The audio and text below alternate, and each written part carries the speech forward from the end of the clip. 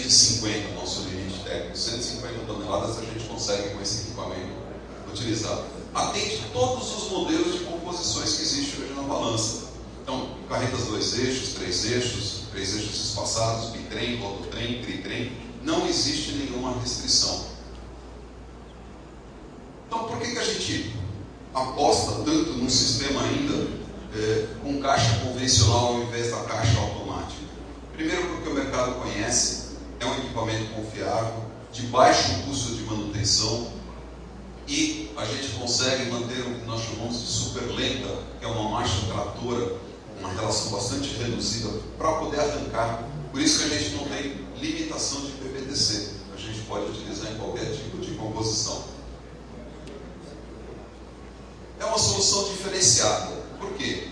Porque a gente pode aplicar ela, inclusive, em segmento fora de estrada. Hoje a Scania fornece veículos para segmento de mineração, transporte de cana, transporte de madeira, utilizando essa tecnologia.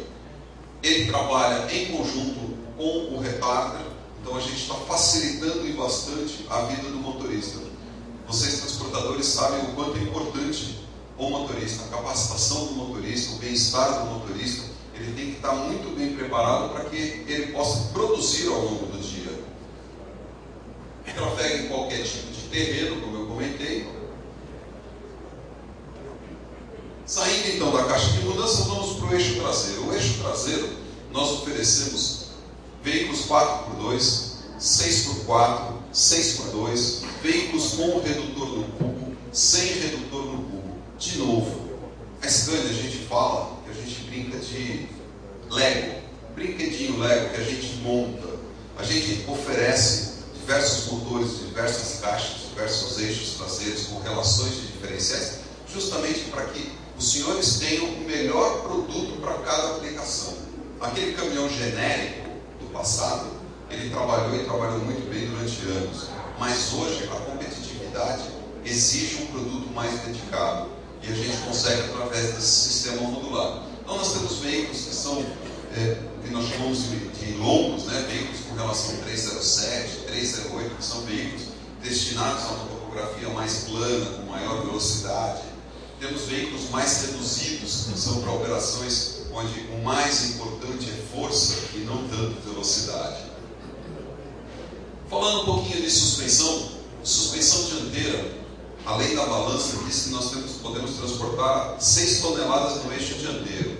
A Scania já começa com a suspensão mais leve, vamos assim dizer, é para 6.700 toneladas. Nós já estamos acima da capacidade da balança. E a gente só vem crescendo. Molas parabólicas até 7 toneladas e meia. Suspensão traseira, que é 17 toneladas nos veículos 4x2 e 10 toneladas 10 toneladas no 4x2 e 17 no 6x2 ou no 6x4. A gente já vem com 21 toneladas, 10 ou 13 para veículos 4x2. E temos o destaque para a nossa suspensão pneumática. A suspensão pneumática hoje, ela tem uma importância muito grande para o segmento de transporte. Na Europa, por exemplo, todo transportador que tem um veículo com suspensão pneumática pode transportar 5% a mais de carga. Seria bom se a gente conseguisse transportar com o mesmo custo 5% a mais de carga? Com certeza. E por que a gente consegue transportar lá na Europa 5% a mais de carga? Pelas características da suspensão pneumática. A suspensão pneumática, ela tem um sistema de oscilação dela, ele é menor, ele agride menos o asfalto. Consequentemente, os órgãos lá, eles entendem que se o caminhão agride menos, se a suspensão pneumática estraga menos o asfalto, ele pode pôr mais peso em cima. Então, como eu estava comentando, para veículos 4x2, a nossa capacidade é de 13 toneladas e capacidade de arraste de 66 toneladas, que é o CMT. Nos veículos 6x2 e 6x4, essa capacidade de carga vertical em cima das bolsas da suspensão a ar é de até 21 toneladas. E a capacidade de arraste até 150 toneladas. Pessoal, a suspensão pneumática, ela, infelizmente, ela ainda tem um pouco de resistência do mercado. Por quê? A gente está acostumado que o caminhão com suspensão a mola, ele sai daqui, quebra na esquina, na hora que ele pega um buraco ou alguma coisa, e na outra esquina já tem um moleiro, já tem alguém que saiba mexer com essa suspensão. Por isso, o pessoal fala, ah não, mas suspensão a ar é complicado. Não, não é complicado, pessoal. É bastante simples. A suspensão pneumática, primeiro, ela tem até a capacidade de carga dela já mostra que ela suporta acima da lei da balança. Quer dizer, então tranquilo, ela não vai ter problema.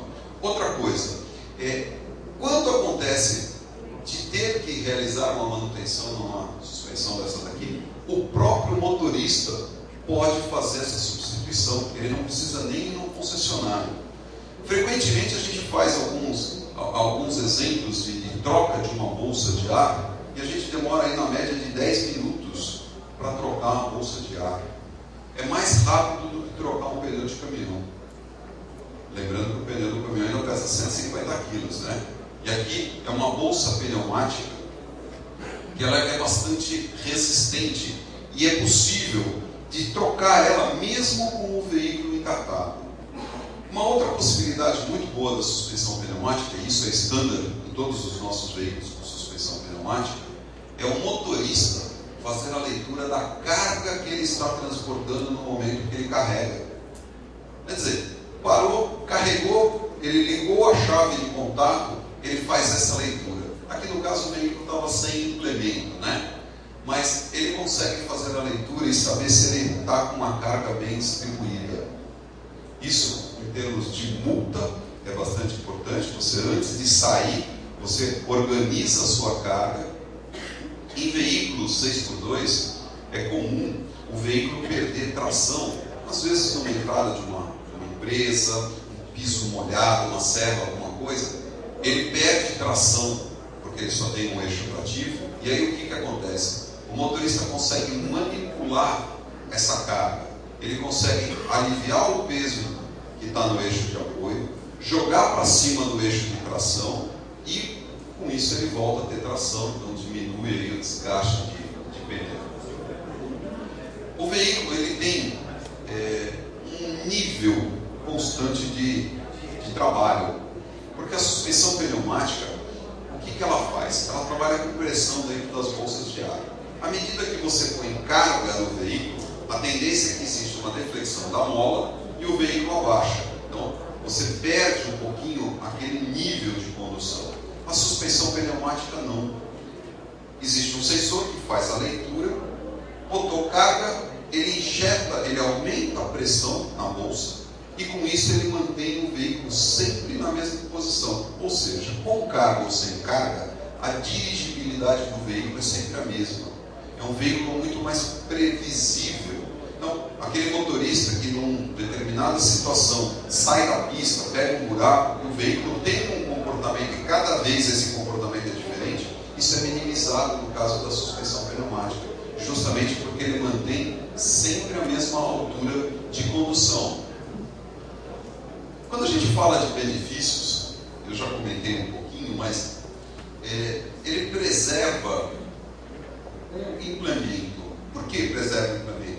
Justamente por causa dessa oscilação. O sistema de oscilação dele, ele é bastante sensível e acumula toda a energia. Então, sempre que você já deve ter reparado, pega uma ponte onde você tem uma junta de dilatação, logo depois, assim, questão de meio metro, 40 centímetros depois da junta de dilatação, tem uma marca preta de pneu. Por que acontece isso? Quando o veículo está em deslocamento e toca uma junta de dilatação, infelizmente ela nunca é no mesmo nível, ela sempre tem um degrauzinho ali.